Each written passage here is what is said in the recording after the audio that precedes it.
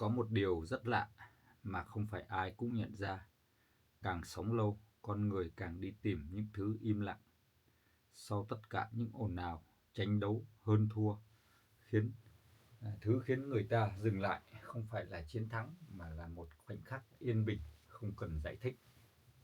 Có những người đã đi tìm khoảnh khắc ấy trong một viên đá tự nhiên, à, không phải là đá quý, không phải thứ lấp lánh hay là đắt giá, chỉ là một viên đá nằm ở đó đã rất lâu, lâu đến mức không còn ai nhớ nó xuất hiện từ khi nào. Nhưng khi ánh mắt chạm vào nó, có một cái điều gì đó trong lòng bỗng thấy chậm lại. Nếu bạn đang xem video này, có thể bạn cũng đang đi tìm một cái cảm giác như thế, một cảm giác không ồn ào, không phô trương, nhưng đủ sâu lắng để khiến bạn muốn ngồi lại, nhìn thật lâu hơn và không vội vàng rời đi. Bởi đá cạnh tự nhiên không dành cho những người vội, nó dành cho những ai đã đủ trải nghiệm và hiểu rằng vẻ đẹp thật sự không cần phải lên tiếng. Câu chuyện này nói về việc sưu tầm đá. Nó nói về hành trình con người tìm lại chính mình thông qua đá. Viên đá ấy không có tên, nó chưa từng được gắn nhãn, chưa từng được giới thiệu bằng những từ mỹ miều cầu kỳ. Nó chỉ được nhặt lên trong một buổi chiều rất bình thường khi con người đang mệt mỏi vì quá nhiều suy nghĩ. Ngày đó, người đàn ông ấy không đi tìm đá, anh chỉ đi bộ, đi để thoát khỏi nhịp sống gấp gáp đã theo mình suốt nhiều năm. Con đường đất nhỏ dẫn qua một bãi suối cạn, nơi những viên đá nằm chồng lên nhau, như thể chúng đã ở đó từ rất lâu, trước cả khi con người xuất hiện. Giữa vô số hình dạng, có viên đá khiến anh dừng lại, không phải vì nó đẹp theo cái nghĩa thông thường, không tròn trịa, không sắc nét, nhưng hình dáng của nó mang theo một sự cân bằng kỳ lạ. Như thể mọi thứ trên bề mặt đều dừng lại ở đúng vị trí cần thiết. Anh nhặt viên đá lên, cảm giác đầu tiên là nặng, không chỉ là trọng lượng về vật lý, mà là cảm giác như đang cầm trên tay một thứ gì đã đi qua rất nhiều thời gian. Viên đá không lạnh như anh nghĩ, nó mang theo hơi ấm rất nhẹ, có lẽ từ khoảnh khắc ánh nắng ban chiều. Và chính cái khoảnh khắc ấy, anh chợt nhận ra rằng mình đã rất lâu rồi không chạm vào thứ gì không có mục đích. Không phải công cụ, không phải thiết bị, không phải thứ cần dùng để đạt được một cái điều gì đó, mà chỉ là một viên đá. Khi viên đá được mang về nhà, nó không được đặt ở một cái vị trí sang trọng, nó chỉ được đặt trên cái bàn gỗ cũ cạnh một cái cửa sổ. Ở đó mỗi buổi sáng, ánh sáng chiếu vào rất nhẹ, không gay gắt, không phô trương. Ban đầu anh không nghĩ nhiều về nó, nhưng dần dần mỗi khi mệt mỏi, ánh mắt lại vô thức tìm đến viên đá ấy. Không phải để suy nghĩ, mà để dừng suy nghĩ. Trong một cái tư thế, một thế giới nơi mà mọi thứ đều đòi hỏi bằng phản ứng, viên đá không yêu cầu gì cả. Nó không cần được hiểu, nó không cần được phân tích, nó chỉ ở đó rất yên. Và chính cái sự yên ấy làm lộ ra một cái điều rất đau. Con người đã đánh mất khả năng ngồi yên từ khi nào? Chúng ta quen với việc phải lấp đầy thời gian, phải tạo ra những cái giá trị, phải chứng minh cái sự tồn tại của mình. Nhưng viên đá thì không, nó tồn tại mà không cần một lý do. Có những buổi tối, anh ngồi rất lâu trước viên đá, không bật nhạc, không cầm điện thoại, chỉ nhìn. Và trong cái sự im lặng ấy, những suy nghĩ vốn luôn chen chúc bắt đầu rút lui. Đá cạnh tự nhiên không làm con người trở nên tốt hơn ngay lập tức, nhưng nó tạo ra một cái khoảng trống, và trong cái khoảng trống ấy, con người có cơ hội nhìn lại chính mình. Một ngày nọ, anh bắt đầu chú ý đến những đường vân rất nhỏ trên bề mặt đá, không phải vết nứt, không phải vết xước, mà là những dấu tích rất mờ, như thời gian đã chạm vào viên đá này bằng một bàn tay kiên nhẫn. Anh tự hỏi, viên đá đã chạy đi qua bao nhiêu mùa mưa, bao nhiêu lần nước chảy qua bao nhiêu và có bao nhiêu lần va chạm, và bằng cách nào đó nó vẫn giữ được hình dáng hiện tại. So với viên đá, đời người thật ngắn, nhưng chính cái sự ngắn ngủi ấy lại khiến con người vội vàng, muốn nhanh, muốn nhiều, muốn hơn. Viên đá thì khác, nó không biết vội, nó không biết hơn thua, nó chỉ cho phép thời gian làm việc của mình. Từ ngày có viên đá, anh bắt đầu nhìn thời gian khác đi, không còn là thứ đang đuổi theo mình, mà là một dòng chảy tạo hình, không phá hủy, không ưu ái, chỉ lặng lẽ.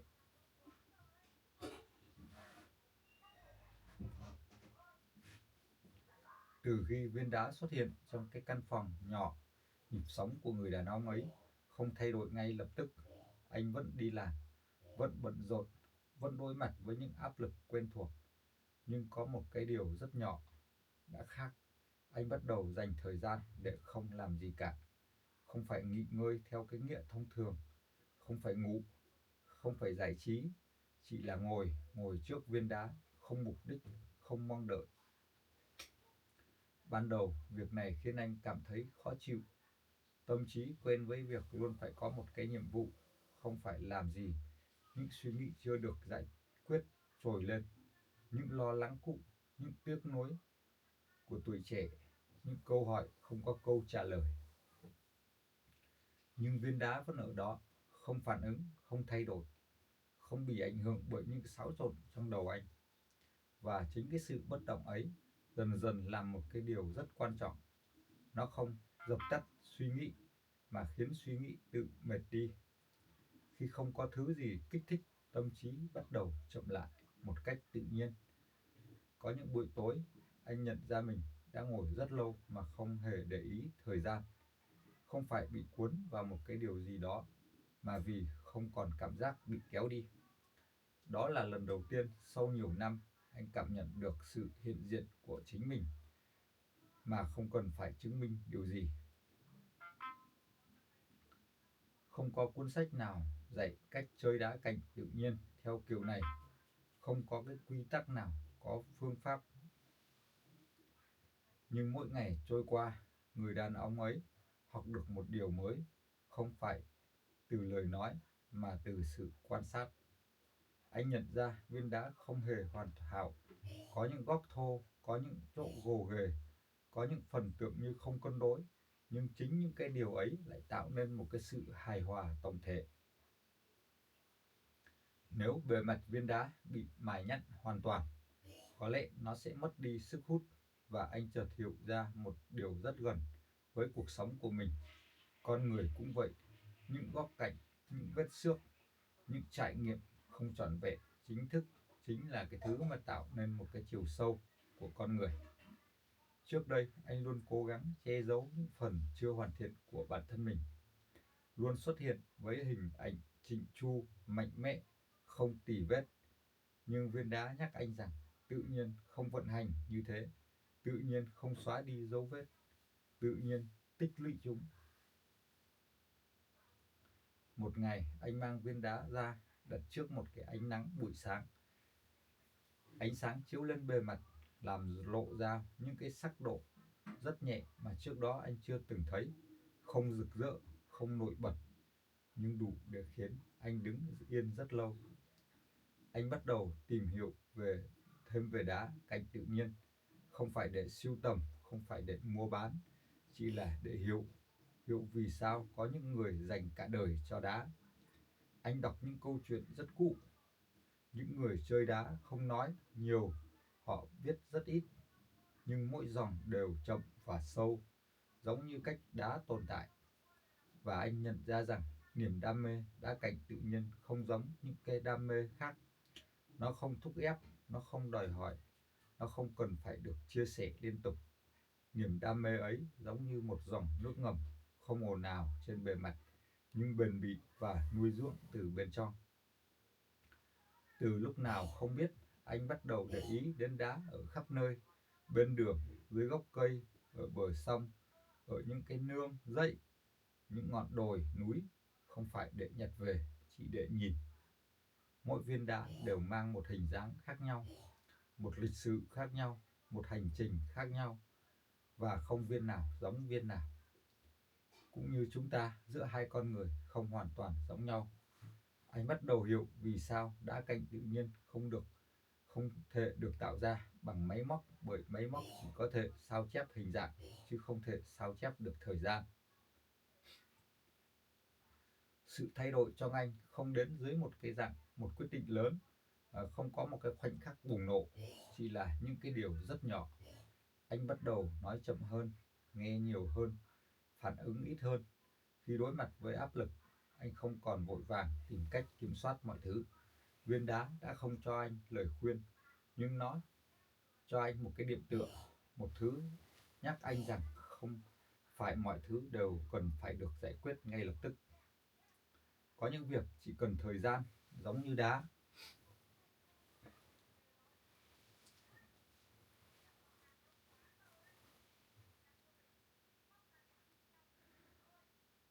Có một cái buổi sáng rất sớm, khi căn phòng còn chưa đầy ánh sáng, người đàn ông ấy thức dậy với một cảm giác trống trải, khó gọi tên. Không có chuyện gì cụ thể xảy ra, không có tin xấu, nhưng trong lòng anh, một khoảng lặng rất sâu, bất thường xuất hiện. Anh ngồi dậy, bước chậm đến bàn gỗ cạnh cửa sổ. Viên đá vẫn nằm đó, không thay đổi, không bị ảnh hưởng bởi những biến động trong lòng người. Và chính cái điều đó khiến anh nhận ra rằng có những cảm xúc không cần phải được giải quyết ngay. Anh ngồi xuống, đặt hai tay lên đầu gối, nhìn viên đá rất lâu. Trong ánh sáng mờ của buổi sớm, bề mặt đá không rõ nét, nhưng hình khối tổng thể vẫn hiện diện vững vàng. Cảm giác ấy gợi cho anh nhớ đến những người đã từng là chỗ dựa trong đời mình. Không nói nhiều, không phô trương, nhưng luôn ở đó. Anh nhớ đến cha. Cha là một người ít lời, cả đời làm việc, ít khi than thở. Khi còn nhỏ, anh từng nghĩ cha khô khan. Lớn lên, anh bận rộn với cuộc sống riêng. Chỉ khi chỉ đến khi cha không còn, anh mới nhận ra rằng sự im lặng ấy chính là cách yêu thương sâu nhất. Viên đá trước mặt bất chợt trở thành một hình ảnh rất quen, không phải vì nó giống cha, mà vì nó mang cùng một phẩm chất, không đòi hỏi sự chú ý, không cần được ca ngợi, nhưng nếu thiếu đi, khoảng trống để lại rất lớn. Từ ngày ấy, viên đá không còn chỉ là một vật thể tự nhiên, nó trở thành một nơi để ký ức ghé qua. Không phải ký ức ồn ào, không phải là những kỷ niệm được kể lại bằng lời, mà là những cảm giác rất mơ hồ nhưng lại rất thật. Có những lúc anh nhớ lại những buổi chiều ngồi cạnh cha, không nói gì nhiều, chỉ là cùng làm việc, cùng nhìn thời gian trôi. Ngày đó anh không hiểu vì sao cha có thể im lặng lâu đến thế. Giờ đây ngồi trước đá, anh bắt đầu hiểu.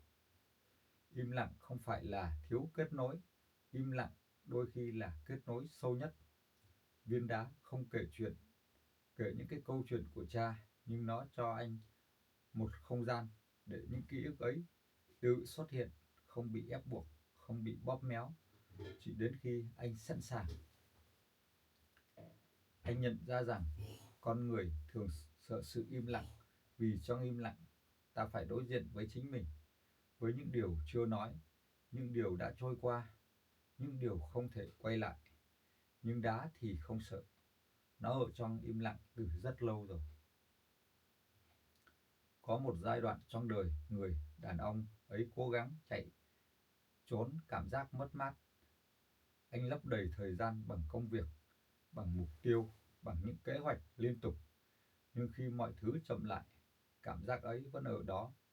Viên đá không giúp anh quên đi mất mát, nhưng nó giúp anh chấp nhận rằng mất mát không phải là thứ cần bị xóa bỏ. Nó là một phần của hành trình. Cũng giống như những vết mòn trên bề mặt đá. Nếu không có va chạm của thời gian, không có nước chảy, không có thời gian, viên đá sẽ không mang hình dáng như hiện tại. Anh bắt đầu nhìn vết thương trong lòng mình theo một cái cách khác, không còn xem chúng là điểm yếu cần che giấu, mà là dấu tích của việc đã từng sống, từng yêu, từng gắn bó. Đá cạnh tự nhiên không làm cho nỗi đau biến mất, nhưng nó đặt nỗi đau vào một bối cảnh lớn hơn, một bối cảnh nơi mọi thứ đều đang chuyển động, thay đổi và rồi lắng xuống. Từ lúc nào không biết, viên đá trở thành một cái người bạn đồng hành thầm lặng. Không phải lúc nào anh cũng nhìn nó, nhưng chỉ cần biết ở nó ở đó và anh cảm thấy yên tâm hơn. Anh bắt đầu hiểu rằng niềm đam mê đá cạnh tự nhiên không phải là cái việc sở hữu nhiều viên đá, mà là khả năng nhìn thấy ý nghĩa trong sự tồn tại rất giản dị.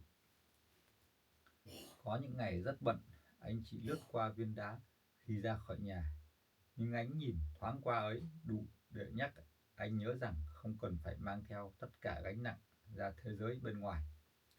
Viên đá ở lại, giữ hộ anh sự tĩnh lặng.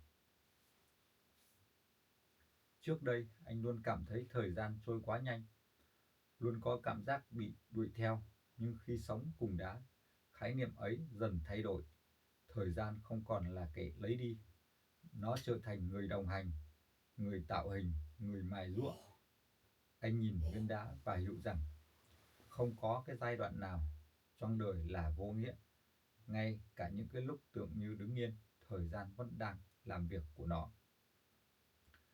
Và cũng như viên đá, con người không cần biết phải trước mình sẽ trở thành hình dạng gì.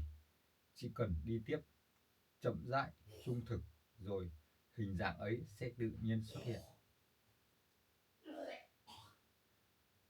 Có một thời điểm rất đặc biệt trong cái hành trình sống cùng với đá cạnh tự nhiên, đó là khi con người không còn nghĩ nhiều về cái việc mình nhận được cái điều gì nữa, mà bắt đầu tự hỏi mình có thể để lại điều gì. Người đàn ông ấy nhận ra được cái sự thay đổi này vào một cái buổi chiều mưa nhẹ. Anh đứng trước trong căn phòng quen thuộc, nhìn viên đá qua lớp ánh sáng mờ, nước mưa rơi đều ngoài hiên, nhịp rơi chậm, đều đặn, giống như nhịp thời gian đang trôi rất nhẹ. Anh chợt hiểu rằng viên đá trước mặt đã ở đây đủ lâu để chứng kiến nhiều những cái phiên bản khác nhau của chính anh, từ một người vội vã, nhiều tham vọng, đến một người biết dừng lại, biết lắng nghe. Viên đá không làm anh trở thành ai khác, nó chỉ cho anh thấy rõ hơn con người mình vốn là. Có một suy nghĩ từng khiến anh băn khoăn rất lâu: nếu một ngày nào đó anh không còn ở đây nữa, viên đá sẽ thế nào? Câu hỏi ấy không mang màu sắc buồn bã, nó rất tự nhiên, giống như cách con người bắt đầu suy nghĩ về sự tiếp nối khi đã sống đủ sâu. Anh hiểu rằng viên đá không thuộc về mình, anh chỉ là người giữ nó trong một cái đoạn rất ngắn của thời gian. Trước anh, viên đá đã tồn tại, sau anh nó sẽ tiếp tục và vẫn tồn tại. Suy nghĩ ấy khiến anh nhẹ đi, không còn cảm giác phải sở hữu, không còn nỗi lo mất mát, bởi khi không xem thứ gì là của riêng mình mãi mãi, ta mới bớt được cái sự sợ hãi hơn rất nhiều. Anh bắt đầu nghĩ đến việc một ngày nào đó viên đá có thể đến với người khác, một người đang cần cái sự tĩnh lặng giống như anh từng cần. Con người thường nghĩ rằng cho đi là mất mát, nhưng khi ngắm một cái viên đá, anh hiểu rằng cho đi đôi khi lại là một sự tiếp nối.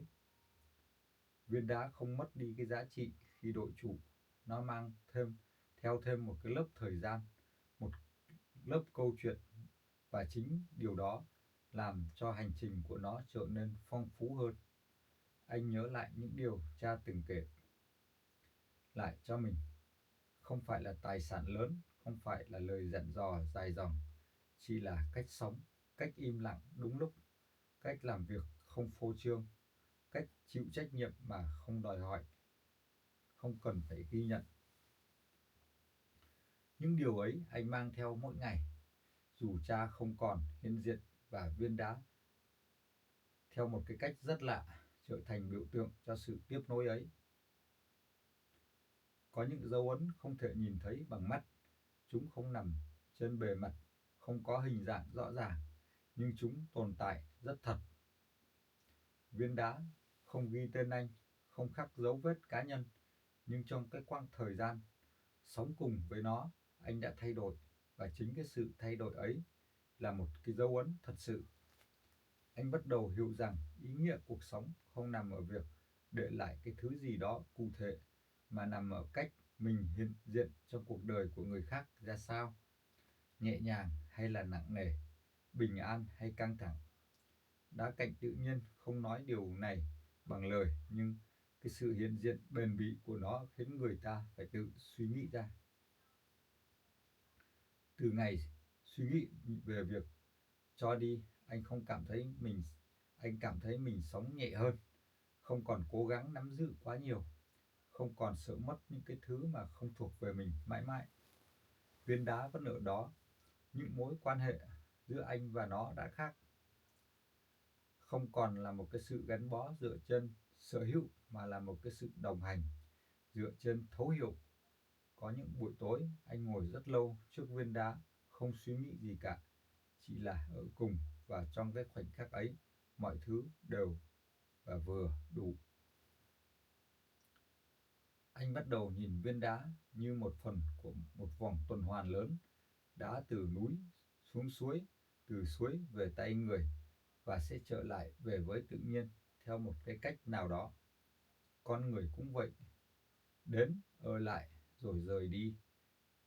Nhưng những gì ta để lại không mất đi.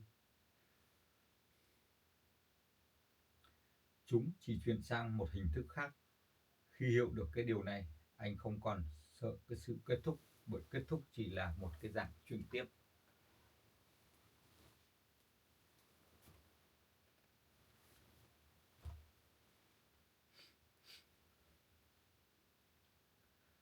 Có một cái buổi tối rất yên, khi mọi âm thanh bên ngoài dường như lùi xa, người đàn ông ấy ngồi trước viên đá và chợt nhận ra một điều rất rõ.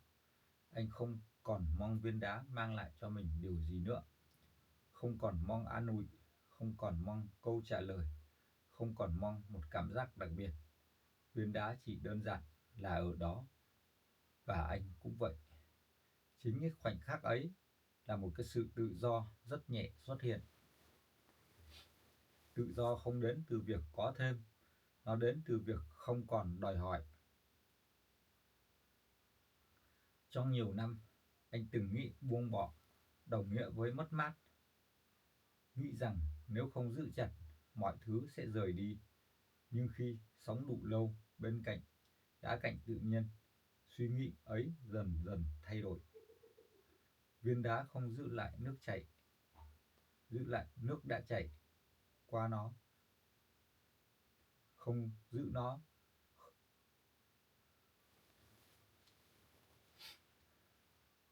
Viên đá không giữ lại nước đã chảy qua nó, không giữ gió đã lướt qua bề mặt. Nhưng chính vì thế, nó vẫn ở đó, không bị bào mòn bởi sự chống cự. Anh hiểu rằng buông bỏ không phải là từ bỏ trách nhiệm, cũng không phải là thờ ơ. Buông bỏ là không chống lại những điều không thể kiểm soát. Có những việc trong đời không thể sửa, có những mối quan hệ không thể quay lại như cũ, nhưng chống cự chỉ làm vết thương sâu thêm. Còn chấp nhận dù chậm sẽ mang lại một sự bình yên. Nếu có một phẩm chất nổi bật nhất của đá cạnh tự nhiên thì đó là sự kiên nhẫn. Không phải sự kiên nhẫn gồng mình chờ đợi, mà là sự kiên nhẫn không hề biết rằng mình đang kiên nhẫn. Đá không chờ thời gian qua đi, nó chỉ tồn tại và thời gian tự đi qua nó. Con người thì khác, chúng ta thường sốt ruột, muốn nhanh, muốn thấy cái kết quả ngay lập tức. Nhưng khi nhìn vào đá, anh nhận ra rằng những điều sâu sắc nhất luôn cần rất nhiều thời gian để hình thành. Anh bắt đầu kiên nhẫn hơn với chính mình, không còn trách móc khi chưa đạt được cái điều gì đó, không còn so sánh mình với người khác, bởi mỗi người đều có một cái nhịp riêng, giống như một viên đá mang lại một cái hành trình riêng của nó. Có một cái dạng tự do mà rất ít người nói đến, đó là tự do không cần phải chứng minh. Trước đây anh luôn cảm thấy mình phải giải thích, phải thể hiện, phải làm cho người khác thấy mình đang làm một cái gì đó, đang đạt được một cái gì đó. Nhưng khi ở bên đá thì những cái thứ đó, những cái suy nghĩ đó nó không còn có những cái nhu cầu ấy, nó phải dần tan đi. Viên đá không còn cần ai công nhận, nó không cần được hiểu đúng, nhưng nó vẫn có một cái giá trị nhất định. Anh bắt đầu cho phép mình sống đúng với cảm nhận bên trong, không phải vì kỳ vọng bên ngoài, không phải ai cũng hiểu, nhưng không cần ai hiểu cả. Đó là lúc anh cảm thấy rất nhẹ trong nhiều năm. Viên đá trước mặt vẫn y như ngày đầu anh mang về, nhưng người ngồi trước đó thì không còn như cũ. Anh nhìn lại những năm tháng đã qua đi và nhận ra rằng cái sự thay đổi sâu sắc nhất không phải là những bước ngoặt lớn, mà là sự thay đổi rất chậm trong cách nhìn nhận cuộc sống, cách nhìn thấy thất bại, cách nhìn mất mát, cách nhìn lại chính mình. Đá không dạy anh điều gì mới, nó chỉ giúp anh nhớ lại những điều vốn đã có, nhưng bị che lấp bởi những cái nhịp sống quá nhanh.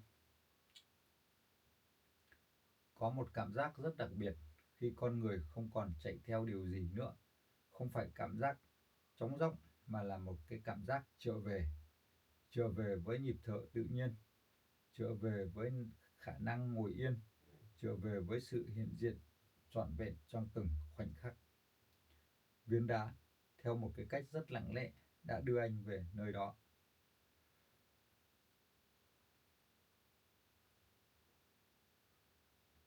Không phải bằng lời, không phải bằng chỉ dẫn, chỉ bằng cái việc ở yên. Có một buổi sáng rất là bình thường, ánh nắng chiếu vào căn phòng quen thuộc. Người đàn ông ấy đứng trước một cái viên đá và chợt nhận ra một cái điều rất rõ.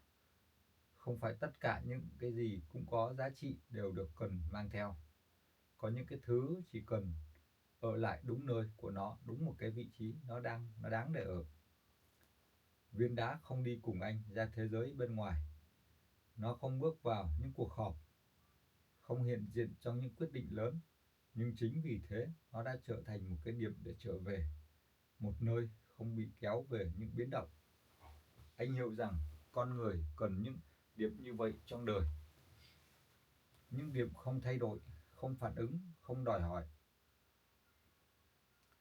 Viên đá không hiện diện để làm đẹp căn phòng, nó hiện diện vì nó đã ở đó, và sự hiện diện ấy là đủ. Con người thường cảm thấy mình phải có lý do để tồn tại, phải chứng minh cái giá trị của mình, phải tạo ra một cái kết quả cho cái cuộc sống mà mình đang sống. Nhưng khi nhìn vào đá, anh nhận ra rằng tồn tại không cần lý do, mà là tồn tại là nền tảng, mọi giá trị khác chỉ là cái lớp phủ bên trên. Khi chấp nhận điều đó, anh thôi tự gây áp lực cho chính mình, không còn cố gắng sống để đáp ứng một cái hình ảnh nào đó, không còn ép mình phải trở thành một cái phiên bản khác. Có một lần anh tưởng tượng đến một ngày nào đó, viên đá sẽ nằm trong một cái không gian khác, một ngôi nhà khác, một ánh nhìn khác. Ý nghĩ ấy không khiến anh buồn, trái lại, nó mang đến một cái cảm giác rất yên, bởi viên đá không mất đi điều gì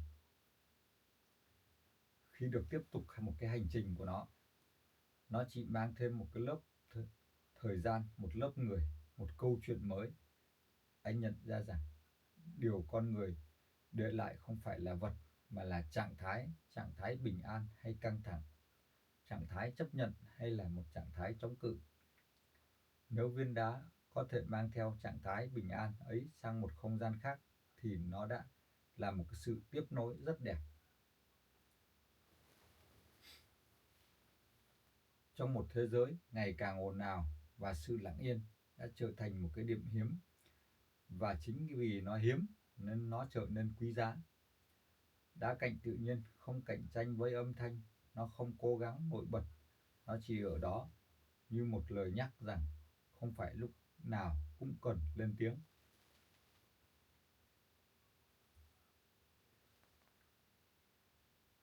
Anh bắt đầu trân trọng những cái khoảnh khắc không có gì xảy ra, không tin tức, không thông báo và không có yêu cầu. Trong những khoảnh khắc ấy, anh cảm nhận được cái nhịp sống thật của chính mình. Có một thời điểm rất đặc biệt khi con người không còn đặt câu hỏi nữa. Không phải vì đã có đủ câu trả lời, mà vì không còn cần cái câu trả lời. Viên đá không trả lời bất kỳ câu hỏi nào và bất kỳ ai, nhưng nó khiến những câu hỏi trở nên không còn quá quan trọng. Anh không còn tự hỏi mình rằng mình đang đi đúng hay là đi sai, không còn băn khoăn liệu mình đã sống đủ tốt hay chưa. Những câu hỏi ấy dần tan đi khi anh học được cách hiện diện trọn vẹn trong hiện tại.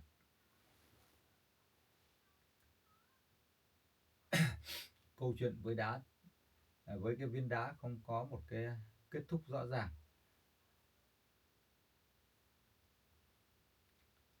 Nó không cần một cái dấu chấm lớn, bởi mỗi ngày trôi qua, câu chuyện vẫn tiếp tục theo một cái cách rất lặng. Viên đá thì vẫn nằm ở đó, anh vẫn sống một cuộc đời của mình. Nhưng giữa họ đã có một cái sự thấu hiểu rất sâu.